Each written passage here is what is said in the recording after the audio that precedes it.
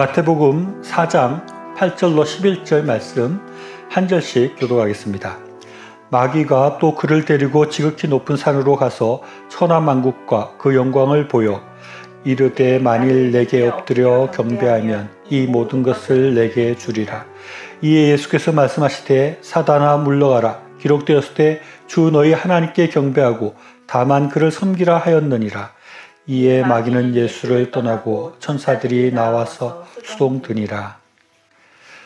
우리는 계속해서 예수님의 세계관에 대해서 살펴보고 있는데, 예수님의 세계관이라는 관점으로 생각을 해볼 때 새롭게 생각되는 부분들도 많은 것 같습니다. 예수님은 우리 인간들의 몸을 입고 이 땅에 오셨지만, 그러나 우리와 세상을 바라보는 눈이 아주 달랐다고 할 수 있습니다. 여러분은 귀신이 있다고 생각을 합니까? 제가 어릴 때는 지금처럼 이렇게 미디어가 많이 발달되지 못해서 이야기를 서로 많이 해주는 그런 문화가 있었던 것 같습니다. 같이 모이기만 하면 누가 좀 재미난 얘기 있으면 이야기해봐라. 그리고 또 주로 선배들이 후배들에게 이렇게 이야기들을 많이 해줍니다. 그런데 그 이야기 해주는 것 중에 귀신 얘기가 아주 인기가 많았습니다. 그런데 귀신 얘기를 누가 귀신을 봤다는 얘기가 있다더라 그런 귀신 얘기를 듣고 나면 또 귀신이 진짜 있냐 없냐 이런 논쟁으로 이어집니다. 그래서 어떤 사람은 진짜 귀신을 봤다는 사람들도 있고, 어떤 사람은 그거 다 지어낸 얘기다라고 귀신이 없다라고 말을 하는 사람들도 있었습니다.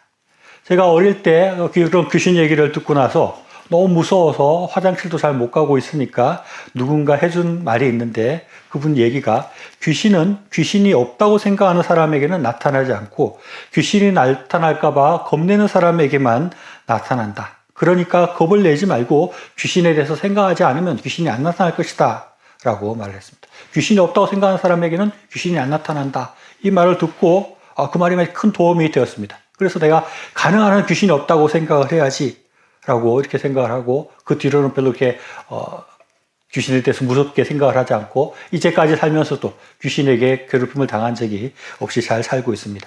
그런데 과연 귀신은 없는 것일까요?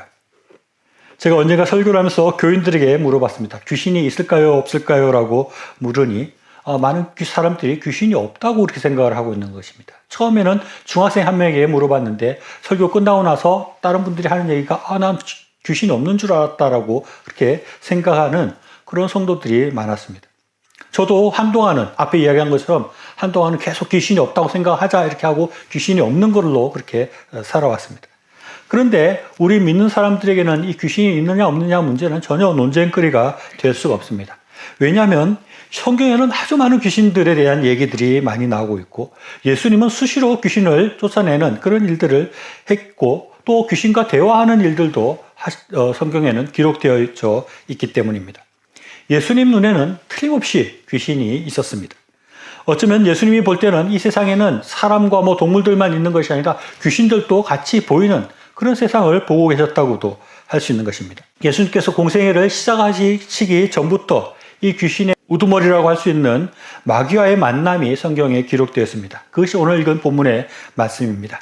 오늘 읽은 본문 앞절인 마태복음 4장 1절 말씀 보면, 그때 예수께서 성령에게 이끌려 마귀에게 시험을 받으러 광야로 가사라고 말씀하고 있습니다.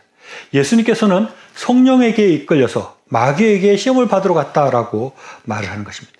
예수님은 성령도 만났고 또 마귀도 만난 것이라고 할 수 있습니다.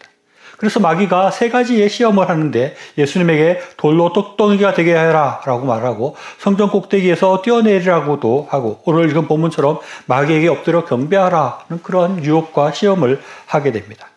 그리고 이 시험이 마치고 났을 때 천사가 등장합니다. 마태복음 4장 11절 말씀 보면, 이에 마귀는 예수를 떠나고 천사들이 나와서 수종드니라 라고 말씀하고 있습니다. 예수님은 성령을 만나시고 마귀를 만나고 그 뒤에는 천사의 수종을 받기도 하셨다는 것입니다. 예수님께서는 이런 영적인 존재가 늘 함께 존재하고 있었고, 예수님 눈에는 이런 귀신들, 이 마귀들이 늘 보이는 그런 것이었다라고 할 수 있습니다.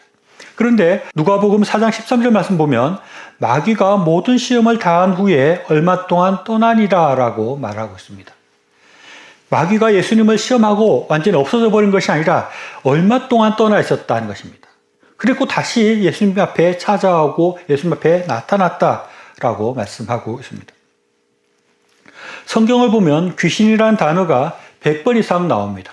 신약에만 100번 이상 나옵니다. 구약에는 많이 안 나오는데 신약에 100번 이상 귀신이라는 말이 나오고 있고, 또 마귀로 검색을 하면 43번 검색이 됩니다. 사탄으로 하면 49번이나 검색이 됩니다. 예수님의 공생애 동안에 많은 귀신들과 마귀 사탄이 등장했다는 것을 알 수 있습니다. 예수님이 사역할 동안에 예수님 근처에 늘 마귀와 사탄, 귀신들이 이렇게 있었다는 것을, 그 마귀와 사탄들이 활동했다는 것을 우리가 볼 수 있는 것입니다. 그래서 예수님께서 세상을 바라볼 때에는 이 세상 가운데 마귀, 사탄, 귀신들이 있는 세상을 보셨다는 것입니다. 이 마귀, 사탄, 귀신들이 활동하고 있는 세계를 주님께서는 보셨다는 것입니다. 그래서 예수님은 사탄이 있는 세계관을 가지고 있다라고 말할 수 있는 것입니다. 이런 예수님의 사탄이 있는 세계관을 우리도 가져야 합니다. 우리가 세상을 바라보고 생각할 때 우리도 예수님처럼 이 세상 가운데 마귀 사탄이 있고 귀신이 있다는 것을 생각하고 그 존재를 볼 수 있어야 한다는 것입니다. 사탄이 있는 세계관을 우리가 가져야 한다는 것입니다. 그러기 위해서는 우리는 예수님께서 어떻게 마귀 사탄을 대하셨고 그들을 대적하셨는지를 잘 생각해 보아야 됩니다. 크게 두 가지를 생각할 수 있는데, 첫째는 오늘 읽은 말씀에 나오는 것처럼 마귀 사탄의 유혹을 물리치는 것입니다. 그리고 둘째는 그 이후에 계속 보여주시는 것처럼 귀신을 물리쳐 내쫓아야 한다는 것입니다. 성경에 예수님이 귀신을 쫓아내는 것에 대해서 아주 빈번하게 말씀하고 있습니다. 마가복음 1장 38절 말씀 보면 예수께서 각종 병든 많은 사람을 고치시며 많은 귀신을 내쫓으시되라고 말을 하고 있습니다. 예수님께서 병자를 많이 고치시는데 병자만 고치는 것이 아니라 특별히 구별해서 귀신을 내쫓았다는 것을 말씀하고 있습니다. 이 귀신을 쫓아내는 것이 예수님께 굉장히 중요한 메시아로서의 사역이었다라고 볼 수 있고, 또 우리 예수 믿는 사람들에게도 이 귀신을 쫓아내는 것이 중요한 임무라는 것을 말씀하고 있습니다. 마가복음 6장 7절 말씀 보면 예수님께서 제자들에게 전도를 보내시면서 이런 말씀을 하고 있습니다. 마가복음 6장 7절 말씀입니다. 12제자를 부르사 둘씩 보내시며 더러운 귀신을 제어하는 권능을 주시고 라고 말씀하고 있습니다. 그래서 그 결과로 13절에서는 많은 귀신을 쫓아내며 많은 병자에게 기름을 발라 고치더라 라고 기록하고 있습니다.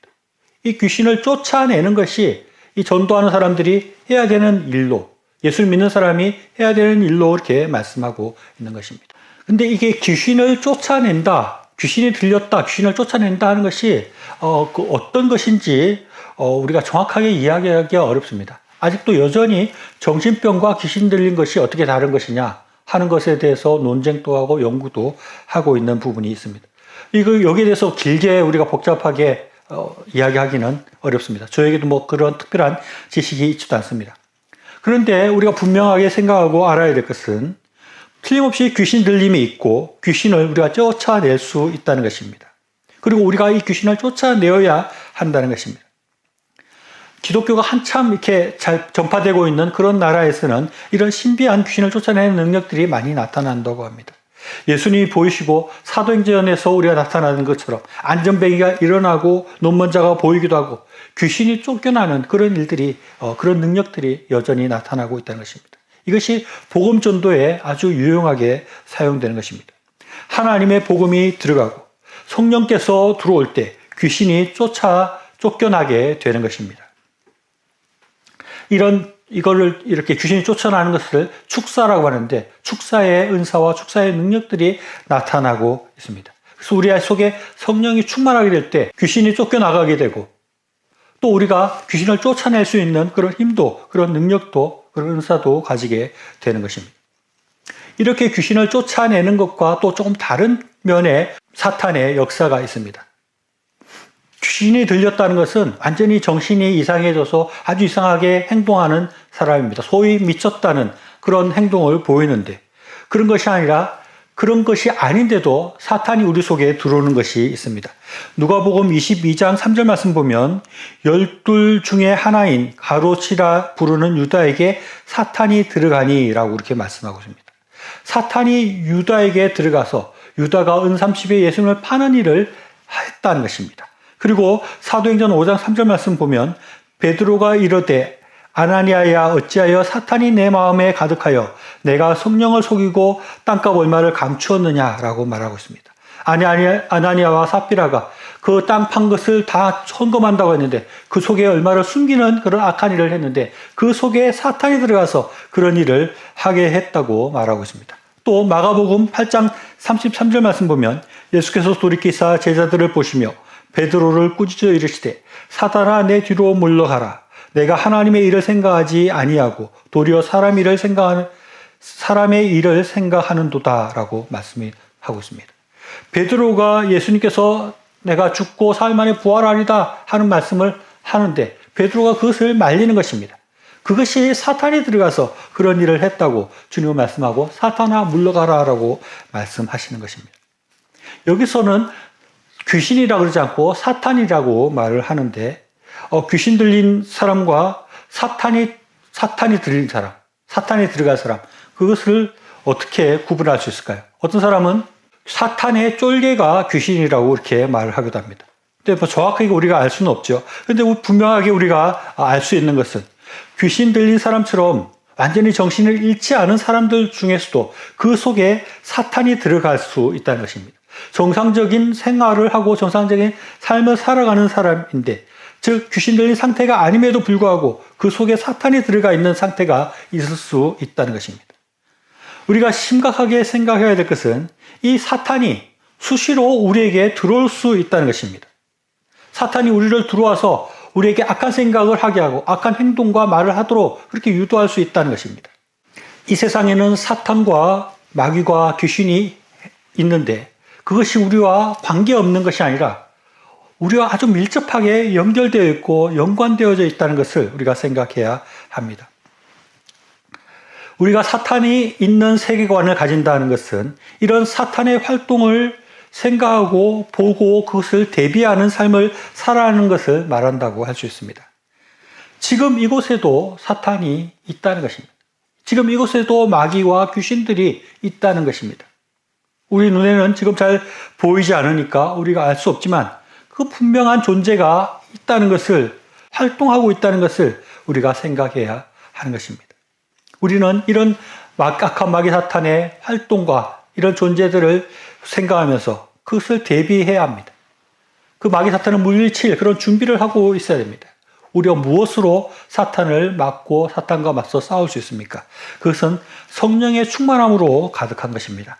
마태복음 12장 43절에서 45절 말씀 보면 더러운 귀신이 사람에게 나갔을 때 물 없는 것으로 다니며 쉬기를 구하되 쉴 곳을 얻지 못하고 이에 이르되 내가 나온 집으로 돌아가리라 하고 와 보니 그 집이 비어 청소되고 수리되었거늘 이가 가서 저보다 더 악한 귀신 7을 데리고 들어가서 거하니 그 사람의 나중 형편이 전보다 더욱 심하게 되었느니라.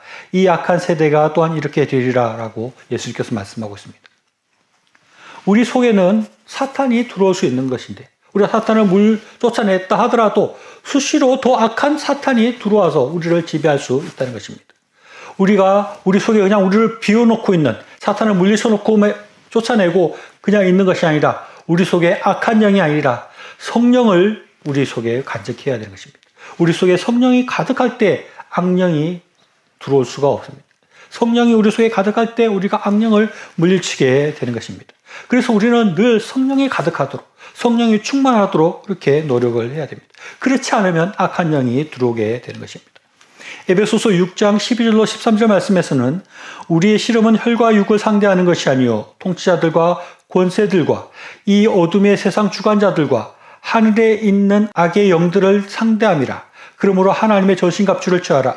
이는 악한 날에 너희가 능히 대적하고 모든 일을 행한 후에 서기 위함이라 라고 말씀하고 있습니다. 우리에게 늘 악한 마귀 사탄이 우리를 공격하고 있다는 것을 생각하고 우리가 대비를 해야 된다는 것입니다. 하나님의 전신갑주를 입고 마귀와 맞서 싸우려고 우리가 대비를 하고 준비를 하고 우리 스스로를 무장해야 하는 것입니다. 전쟁에 지는 경우는 힘이 약해서 지는 것도 있지만 대비를 못해서 지는 것이 많은 것입니다. 적이 쳐들어올 것이라는 것을 생각하지 못하고 있을 때 그 싸움에서는 질 수밖에 없는 것입니다. 사탄이 늘 우리를 넘어뜨리려고 하고 우리를 유혹해서 우리를 제대로 하나님의 길을 걷지 못하도록 나쁜 길을 가도록 나쁜 생각을 하도록 유혹하고 있다는 것을 생각하고 대비하고 있어야지 우리가 이 싸움에서 이길 수 있다는 것입니다. 사탄은 우리를 무엇으로 공격할까요? 앞에서 귀신 들린 것이 무엇인가를 질문했는데 제 생각에는 이것은 그냥 제 생각인데 이 귀신 들린다는 것이 사탄이 우리 속에 들어와서 그 가운데 계속 오랜 시간 동안 사탄의 조종을 받고 사탄이 이끄는 대로 이끌려 가다 보면 그것이 귀신 들림으로 갈 수 있다는 생각이 듭니다.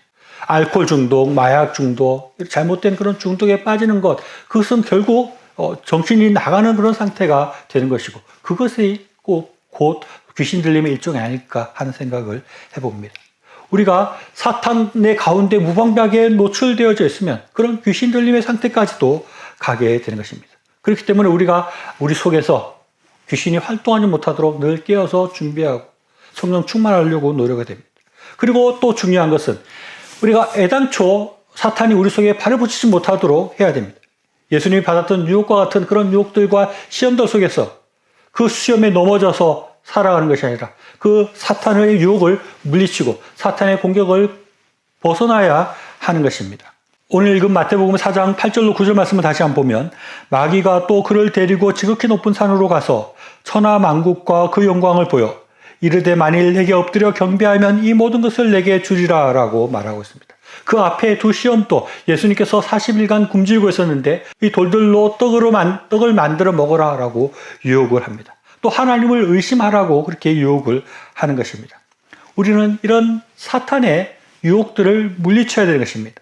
떡이 아니라 하나님의 말씀으로 산다는 예수님 그 말씀처럼 우리에게 늘 떡을 위해서 살라고 말하는 그런 사탄의 유혹을 물리쳐야 됩니다.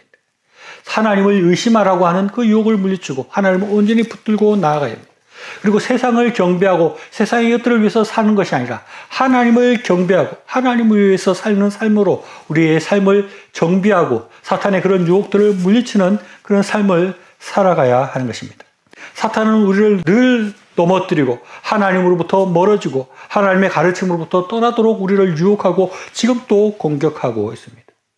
우리는 이 세상을 제대로 바라봐야 됩니다. 이 세상 가운데 사탄이 있고 사탄이 우리를 유혹하고 넘어뜨리려고 하고 있다는 것을 제대로 바라볼 수 있어야 됩니다. 언제든지 사탄의 유혹이 나에게 있다. 언제든지 사탄은 나를 유혹하고 나를 시험에 들게 하고 나를 하나님으로부터 떠나게 하고 있다는 것을 생각해야 하는 것입니다. 그것에 무방비한 상태로 살아가는 것이 아니라 늘 깨어서 사탄의 공격을 대비하고 맞서서 싸울 수 있는 우리의 삶이 되어야 되겠습니다. 예수님의 이 사탄에 있는 세계관처럼 우리도 이 사탄에 있는 세계관을 가지고 사탄의 그 공격을 바라보고 그에 대비하고 그 공격을 물리치면서 살아가는 우리들의 삶이 될 수 있기를 바랍니다.